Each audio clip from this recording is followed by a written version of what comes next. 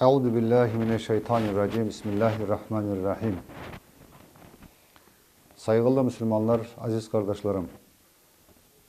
İşte İslam dünyasındaki büyük bayramlarımızdan biri de Kurban Bayramı'dır.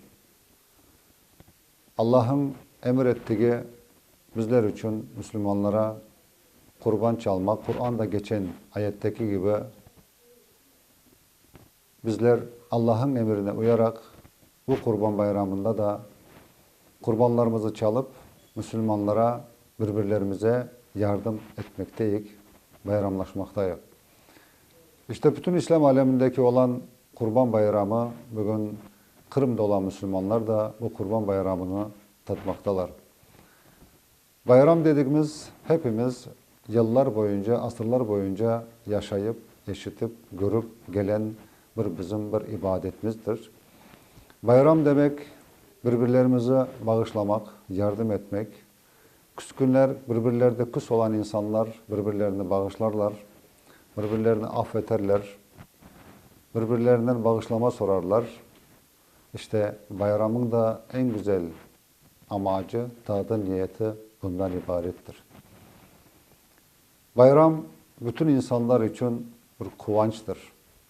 Bayramımızda bizler kendi ballarımıza, akrabalarımıza hediyeler alıp onları kuvandırdığımız gibi kendi analarımız, babalarımız, dedelerimiz kartlarımıza saygı hürmetlerimizden dolayı onların da ellerini öperek bayram şerifi mübarek olsun derik.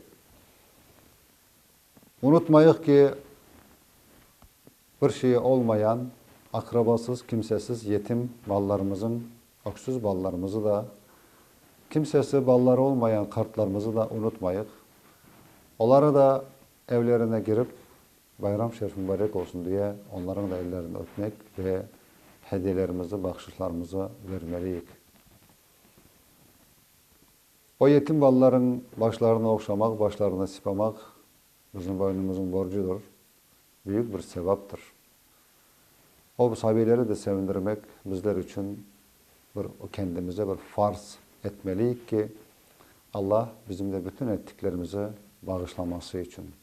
Bu bayram bütün İslam alemine, Ukrayna Müslümanlarına ve Kırım'daki bütün Müslümanlara ve burada yaşayan bütün toplumumuza hayırlı mübarek olsun.